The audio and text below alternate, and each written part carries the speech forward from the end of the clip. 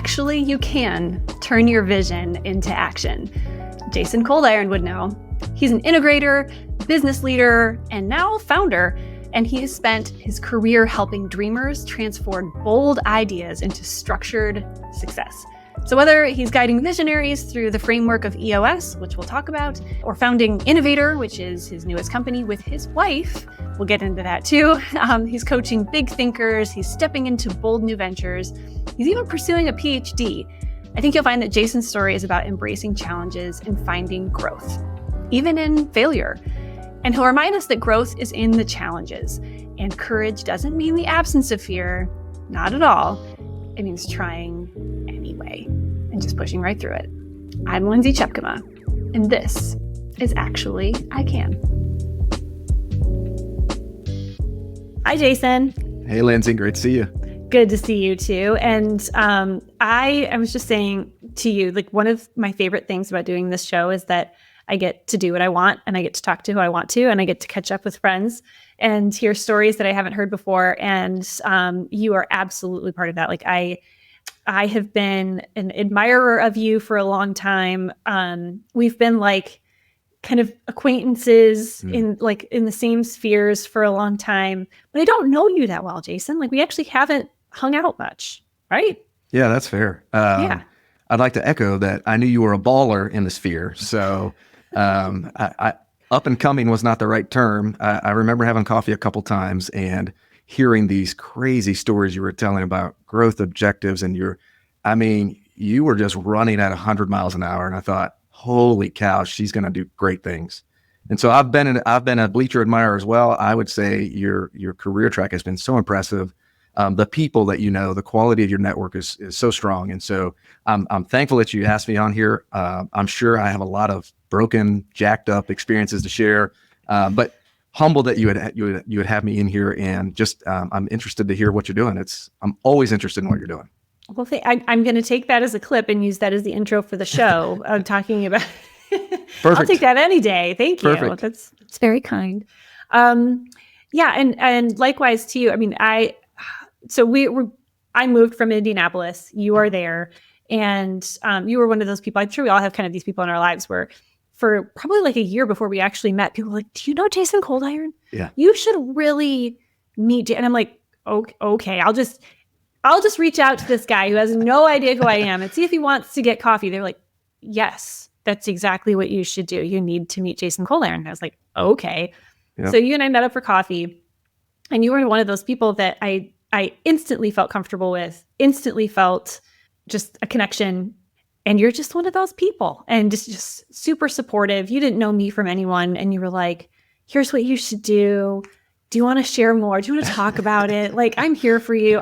And one thing that you said to me then that I don't know, you probably saw it at the time, but like brought tears to my eyes was, you're like, "I am cheering for you. Like, I'm cheering you on." And people say that, but like, you meant it, and you didn't know me. And in the days, weeks, and months, and now years since then, every once in a while you kind of pop in and you're like, "This is awesome. I'm cheering for you." And I believe it. Mm-hmm. And I just want you to know that means something. And that has meant something every single time. And I did mean it. And anytime you hit my brain, I either sent you a LinkedIn message or I sent you a text message and just said, "Hey, just on my heart and my brain today." And I knew what you were doing. I fully was in support. And honestly, Lindsay, so many people have done that for me in my life too. Bought me a cup of coffee, listened to me as things were going on. And I'm a combination of a bunch of other people's wisdom and experience. And I see talent and character more important than the talent, but you had both. And so watching you do both those things, I watched as you did your thing, and it was impressive, and it continues to be impressive. I'm probably more excited about your bravery and what you're doing now, and the fact that you kind of in the lane of this podcast said, "Actually, I can," and you took the reins in your hands again. I never doubted it. That's just who you are. But to see you do it gives some of the rest of us that are not as confident as you some courage. So it's really encouraging to see you do it and see you shine. Well, thank you. And I see what you're doing there. You're making me feel really good, but this show's about you. So I'm going to keep turning it back to you, Jasen, because you have a pretty incredible story, and you are so inspirational and you're so supportive. as everybody who is listening can hear. And I'm so excited to hear more about what you're doing now and what you've been doing. I mean, you're Sure. deeply involved in something called EOS. I think Mhm. anybody who's listening or watching is like, oh yeah, EOS, obviously I know about it. There are also a lot of people who don't. And I think there are especially a lot of founders who aren't in a big corporation, didn't come from a big company, that don't know what it is. So if you would, can you give me a little bit of background, just super high level of what the heck EOS is so that we don't lose people, and then where you fit into it and kind of where your superpowers are related to that. And then I think that'll set us up to talk about a lot of other things. So Yeah, absolutely. So I would say EOS, you'll hear me say this, there's no magic in any model. I think it's just picking a model and kind of having some consistency around it. What I do like about EOS, the Entrepreneurial Operating System, is that its language is simple, it's easy to get implemented, and it just provides like a framework for meeting cadences, meeting structures, common language, and it drives the founder to the ideal spot, which is this vision traction organizer, this one page kind of business plan. It's great. I haven't found a level that it breaks. I had the opportunity to ask Gino Wickman, the guy that wrote Traction, ask him directly, is there a revenue threshold? Is there an employee count threshold at which this breaks? And of course, his answer was a resounding no. cool. And I can tell you, I've seen it at levels of 4 employees, and I've seen it at levels of 300 employees, and I've seen it in action at all those levels, and being successful at all those levels. And so the basic premise of it is that it sets up a visionary and an integrator. And visionary folks like yourself, who are always out there in that 10-year, 15-year, 30-year crazy cloudy space, a lot of times they need someone also that's kind of a operations engineering kind of build the airplane kind of person. And so most of the time I've been sitting in that integrator seat for a little bit over 10 years with about 4 different visionaries. And most of the time when I tell the visionary, I say, if you can paint some clouds, I can build an airplane. And so that relationship, it takes a lot of trust and rapport. It doesn't always work out. And it's rocky. It really takes about a year to get ground into it really, really well. But it is very functional, and it helps that visionary, especially founder, kind of get off the ground and start getting some scalability underneath them. To whatever level they're looking for, it just gets the right amount of scalability underneath them. And I think there are plenty of other tools. I just happen to know this one really well, and it's been really successful. Yeah. We kind of implemented it at Casted. We started to 2022, had other plans, and kind of took a focus into other areas. But the thing that was really freeing for me was learning about what you were talking about, like visionary and integrator, because I think until you know that, until I knew more about like what is a visionary, I felt like there was something wrong with me, because I was like, well, I'm constantly, exactly like you said, I am a stereotypical visionary, constantly 10 miles down the road. My husband will tell you the same thing. Like he's like, yeah, but what are we doing today? And I'm like, well, the thing is, what we do today is going to impact what we do next week. And what we do next week is going to impact, and then the house, and then we're going to have to sell the house. And then what's going to be worth it? Like I am constantly 10 miles down the road. And it's a blessing and a curse. And especially when you're a founder and you're trying to build something, you do feel like something's wrong because you can't do both very well. You can't cast a mash. You have to be so audacious and so passionate. And then you also feel like you're supposed to turn around and like stare at a blank screen and type it out and come up with the business model and the plan and the messaging and the how is this going to work and the systems and processes. And so it was really freeing to me to say, oh no, this is me. And now I need an integrator, which is so much easier said than done. Trust has to be trust is paramount, because you get really vulnerable and you get really vulnerable about what your excitement, your passions and your fears, and that person has to do what you said, which is take that ball and run with it and say, I got this. You keep doing what you do well, and I'm going to go make sure it happens. And when it's running well, just like you said, the goal for the integrator is to say, keep dreaming. I want a whiteboard full of 30,000 ideas. And also, I'm asking you to trust me to filter those down and talk about the very next ones we're going to do, because I understand the capacity of the organization to get the work done. And I kind of understand the tracks to get us from your dream to our current reality. And so there's a high level of trust to say, I trust you because these are all my great ideas to get the right ones in place. And so, but it should be freeing as well. I want you to fill the board full of ideas. It's interesting. I just recently went through this certification process for Working Genius, which I think is fantastic. And I think the pairing is that it kind of shows you the right person, right seat, some old Jim Collins language on the bus. And it's really interesting when you look at the lanes of work, right? You've got ideation, activation, implementation, and there's geniuses across all of those.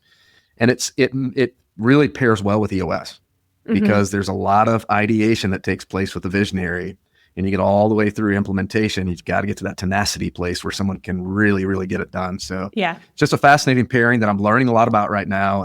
I love Lencioni's books. I love his models. And so, I like lots of new learning.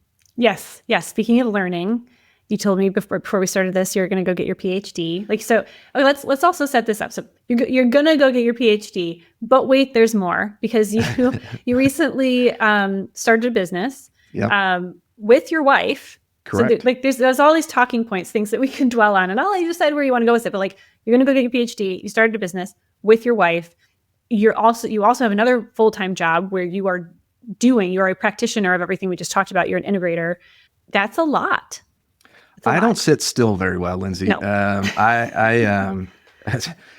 This took a lot. I'm not much of a salesman, but this is my best sales job, convincing my wife to let me go back for the PhD. Quick story. So 2020, when COVID hit, I decided it was time for a second master's degree. So I went to Purdue, pursued a master's in mechanical engineering. I finished that in 2022.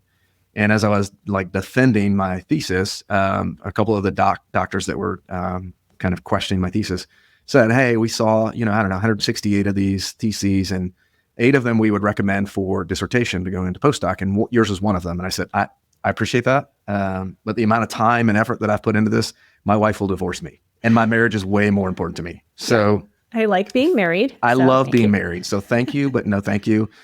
And so we sat on that for a little while, and there's a competitor in me that still wants to hit the PhD level because that's the highest level of education we can get to. So I've been actively watching programs, did a little bit of research, and Liberty University offers this doctorate in business administration, and they allow you to focus on executive coaching.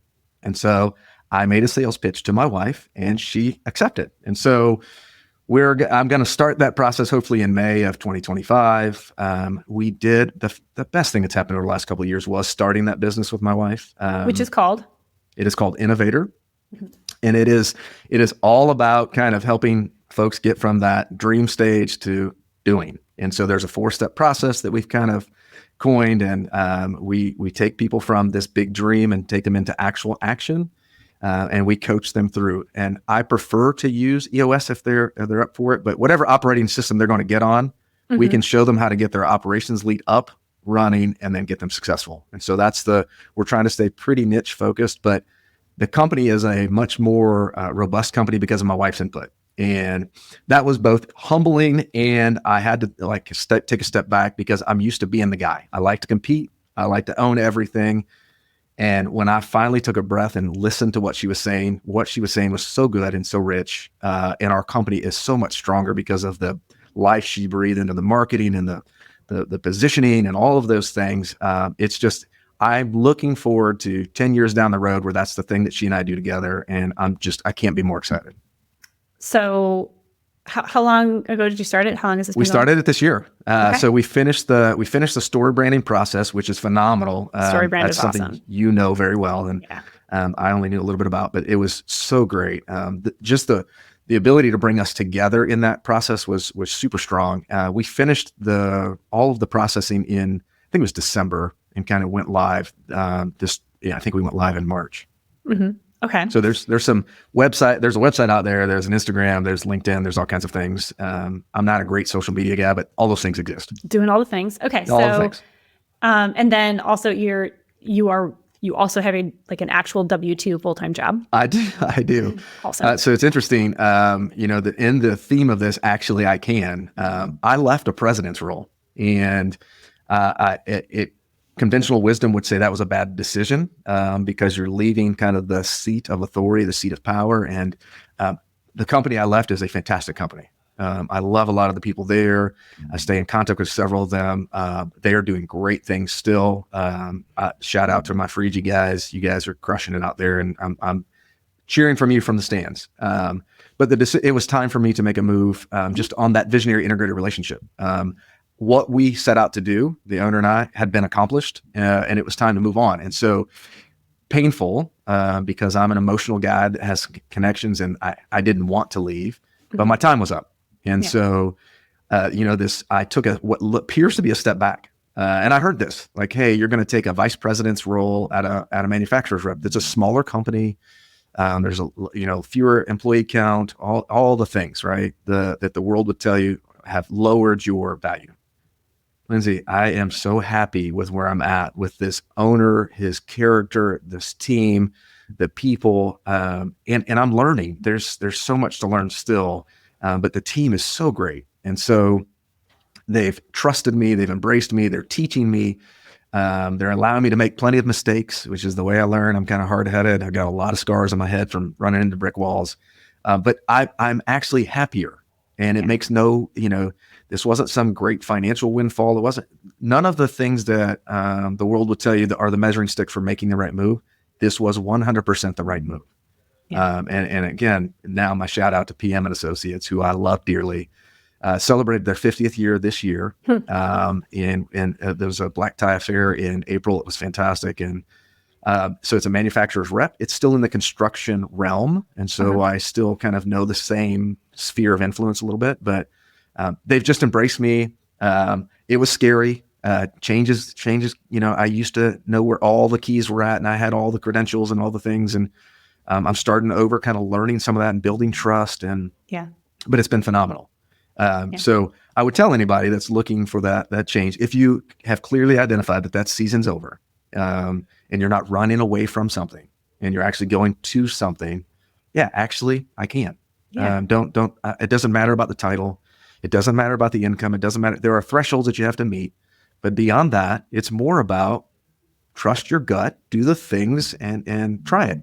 And guess what? If you get it wrong, it's not forever. You can make a course correction. We're not making life-altering decisions here, unless you're operating on hearts, and then maybe you might want to think a little bit differently. But that freedom to just make those decisions, I saw you make that decision and move all the way over to the East Coast, and here you are crushing it. So I think that career path change sometimes is pretty scary. And I would just say, don't run from something. But if you're feeling led to try something, try it.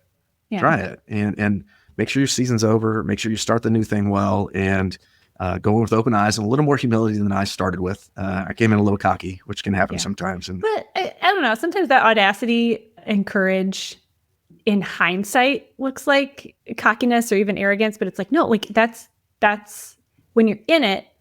I think some of it's required. And I guarantee, like, I know you well, like you didn't do harm on the way. Like you weren't like, you weren't throwing punches and like talking crap. Like I think in here, like you've got to have that courage to do the big things. And then in hindsight, when it is like, oh no, it's okay, this is going okay, you can be like, that was a little bold of me. But I think that's what makes it happen. I agree with that. And I think that the hardest part for me is not being able to produce value from day one. So when you jump into something new, you have to learn. Big time. The only thing I can say in hindsight that I want to get much better at is give yourself a little space and grace before you're expected to add value. The funny part is I tell people that all the time. So I have a new hire on right now. He's on day 5 today. And I'm like, hey, you're doing fantastic. So stop, like relieve the pressure, take the pressure off your back. My expectations are you're shattering them. So don't panic. This is day 5. And on the flip side of that, for me, for day 5, I was like, I'm not doing enough. I got to get going. And this, this concept of borderline imposter syndrome and all that stuff, I would probably battle it for the rest of my life. I never feel like I'm smart enough, educated enough, experienced enough, put in whatever descriptor. But that's something, I have a faith system. That's something God's kind of working on my heart through. And I'm working on that. Hindsight, I wish I could give myself a little space to understand that.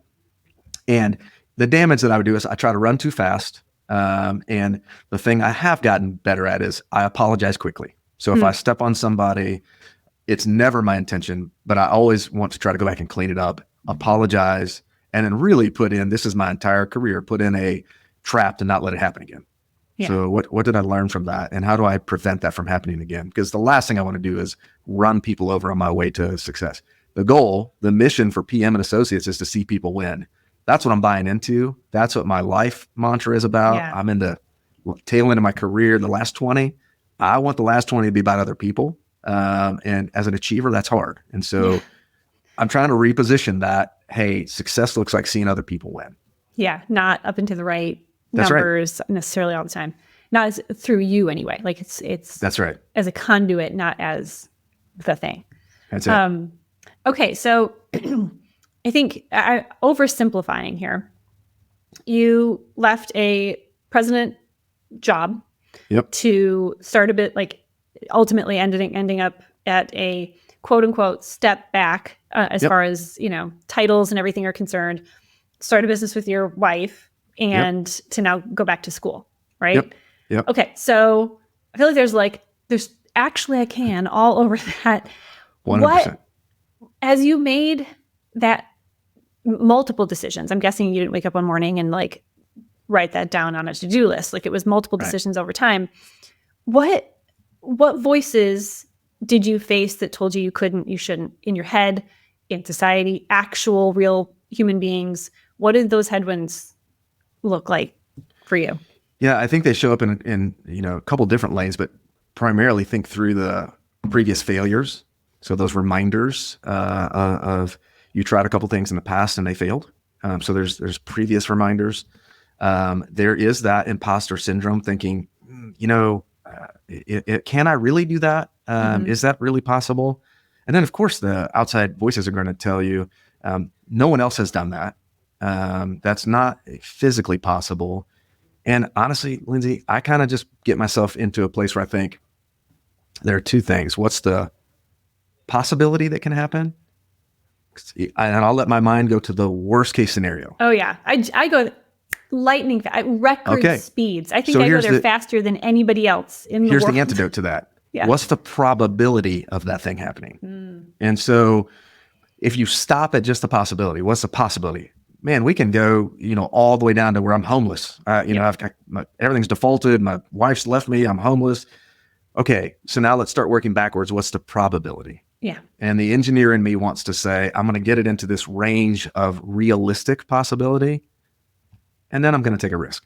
And so I think my mind has to work through worst case scenarios, talk it through to the nth degree, and then really say, okay, what's the likelihood that that's going to happen? Yeah. And the older I get, the more I've seen repetition, and it becomes about patterns and understanding. And the more data I have to pull from my brain, from spreadsheets. I keep spreadsheets for all kinds of things, tons of data. But if I stop short of, no, you can't, and just to go back to what I was saying earlier, my first part of my career that was my hold my beer moment. If you told me I couldn't, I'm gonna do it. And I'm still wired that way. I hope the motives are different, but I'm still wired that way. Really what it takes for me is somebody to tell me that I can't do it, and I'm in. So, you know, personal note that I never shared with you. I signed up for a 100-mile race running. I have towed the line for 4 of those and finished one. And so the first one ended up in hypothermia at like mile 83. The second one I completed. The third one I got pulled at mile 75 for a timing issue. It was in Leadville, Colorado. So these things, like most of the time I'm looking for what's the path of most difficulty. Back in long time ago when I went and got my MBA, this was like 06. I was sitting down with the chairman that was running the program, the business program at UND. And he said, you can specialize in, you know, these 3 different lanes. And I said, what's the hardest one? He said, finance. I said, I'll take that one. He said, are you serious? I'm like, yeah, that's the one I want. So I hate to fail, but I don't want to try the easy stuff. I want to try the hardest thing that's out there. Because even when I fail, the growth that happens in those failures, Lindsay, I've built an entire career off of it. The things, the tools, the stories that I tell, they're based on me failing something and then and then learning from it and turning around and sharing it with somebody else. And that's where the success happens. So the actually I can is like, yeah, actually I can fail and it'll be okay.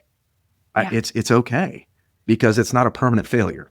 That failure will turn into that learning loop, and that will make me more successful.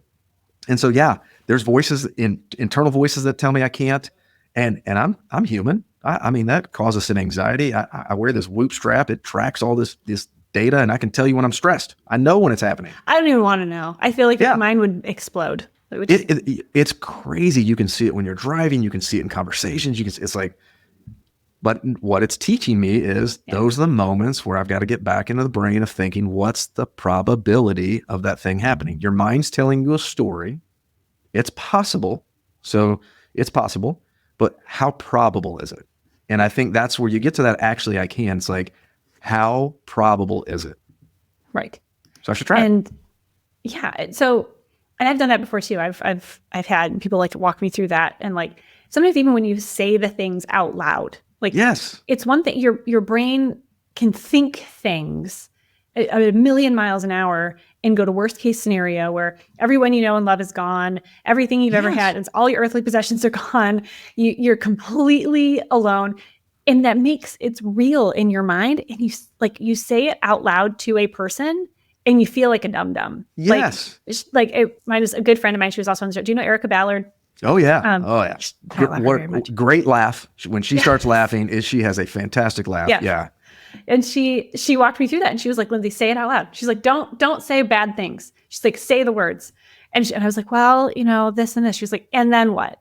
And she made me go all the way down to like, literally everybody I know and love is gone and I've lost everything. And she's like, how many steps did it take to get there? Like and just say it out loud, write it down. Because when you put actual words to your fear, you realize how much of a liar it is. Like, fear is just a big fat liar. And you know what, Lindsay, here's something that you could do that's even worse though. Leave it in your brain and get mad at yourself for saying there's no possibility of that being true. Yeah. And so the other extreme. Correct. And so really it is, yes, that's possible.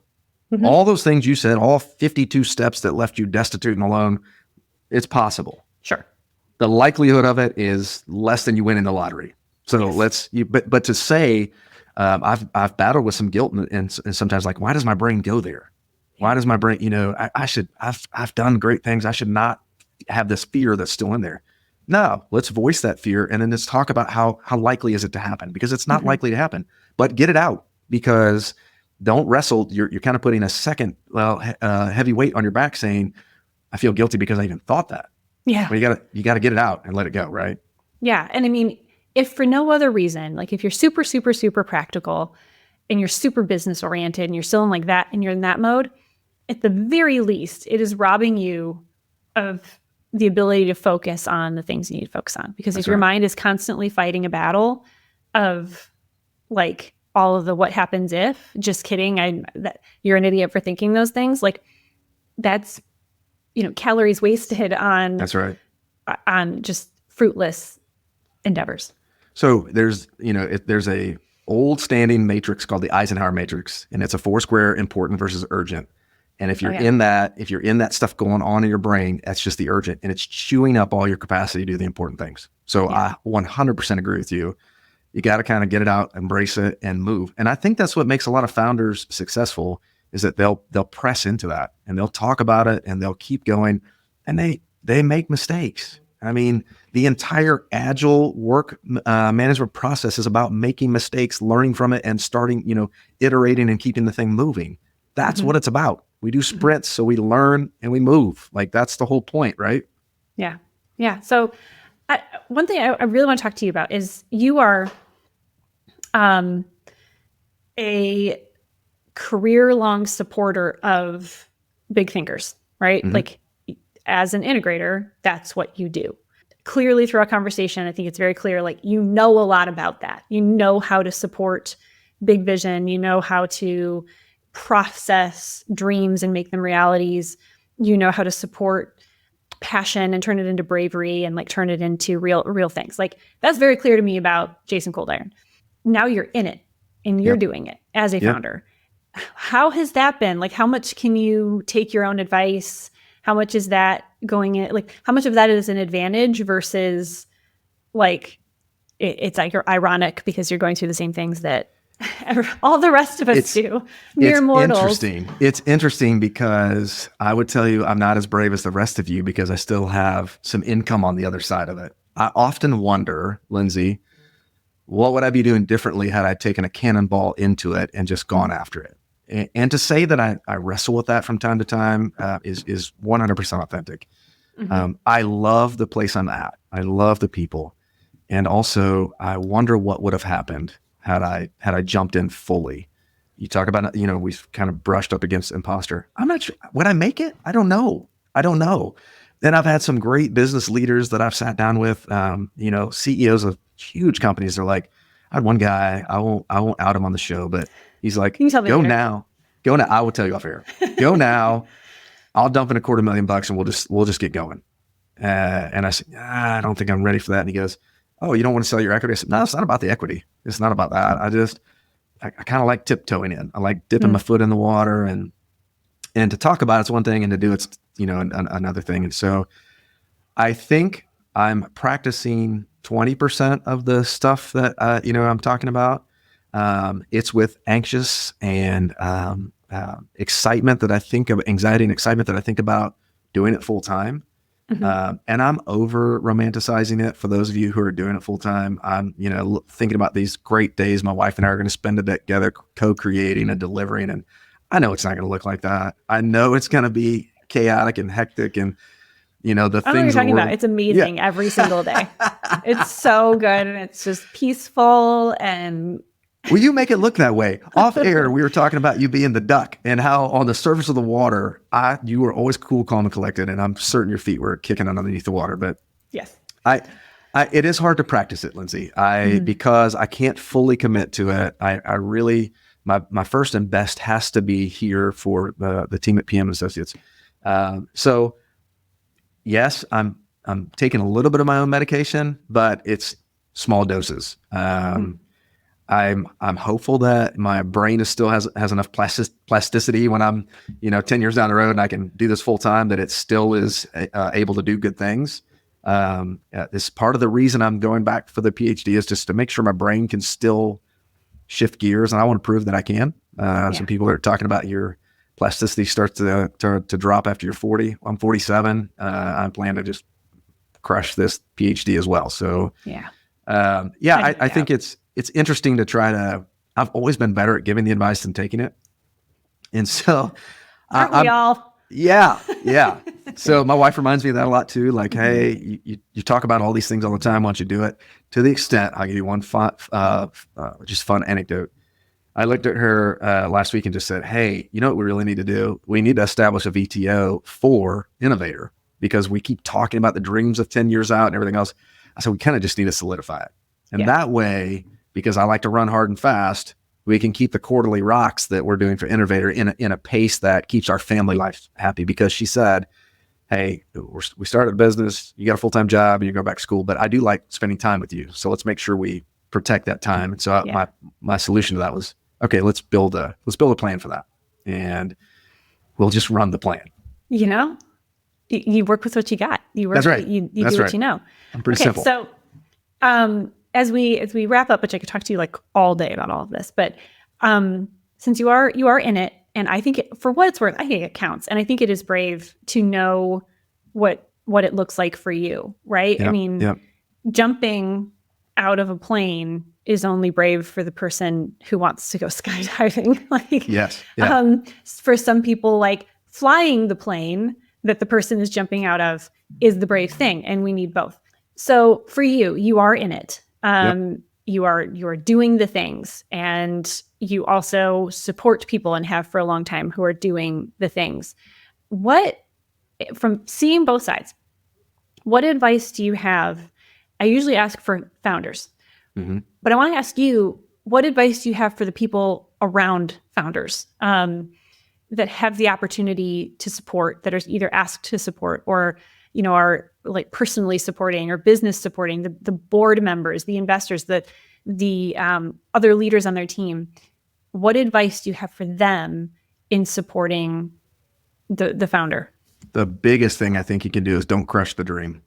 So Operations folks typically jump to the how-to and the models and the scalability and all those things. And all those things are important, but don't crush the dream. You've got to let the dream breathe. You've got to be curious and ask the right questions. Don't crush the dream. We need the dreamers. And so that's the way that things become great is through the vision of a visionary. We've got to allow that to breathe and build enough trust with them so that we can filter and then put the things into place. But the number one thing I see is don't crush the dream. When the founders lit up and they're super excited and they're on the whiteboard and they're drawing things, and someone says, "Well, what GL code are we going to use? Well, what's the SOP and all those things are important. They really are, and I love building them post. But be present. Listen when we're in that wonder phase. Listen, even if it's not your deal. Listen, because if you crush the dream, the organization's never going to take off. So first and foremost, just don't crush the dream. Even if it's painful for you to listen to that dreaming, don't crush it. Yeah. Because it's the lifeblood of what's gonna keep leading you. It's that wind in the sail. It's what's pulling the boat. We can build the boat and the compass and all the other things as we go. Don't crush the dream. It's super important. Okay. And then very last question, how do you not crush your own dream? Yeah, that's great.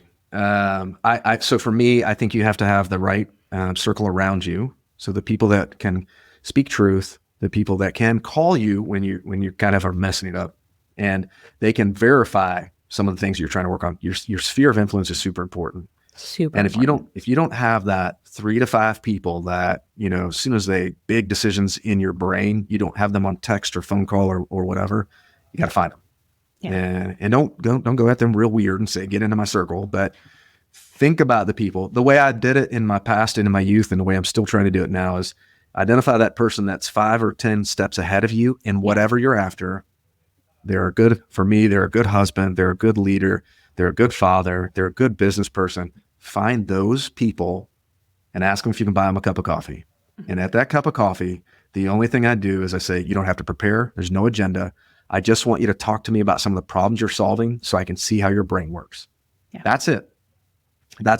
That wisdom that you pick up from those 3 to 5 will help you make better decisions. They'll be there when you ask questions. They'll be there to support you. And it becomes this tribal approach to that's how you stay in it yourself. Mm-hmm. Surround yourself by those 3 to 5 people who can do those things. And those people do want to do it. They do. Absolutely. Like there's always the person you catch like at the wrong time. Their business is crumbling. They're trying to fundraise. They're whatever. Like that's aside. But like generally speaking, people want to. Like you've been asked to do it. I've been asked to do it. And it's like, wait, you want to learn from me? Are you sure? And the things that they know that they don't even realize they know. Like, so get over your fear of asking people to be that person. And it's two-way, Lindsay. So anytime anybody's ever invited me in, I always learn something from them. Oh, for sure. So there's a value add. So you're not just hat in hand begging. There's a value add to the person jumping in too. It makes them stronger. It makes them sharper. It's a double, two-way street. Yeah, for sure.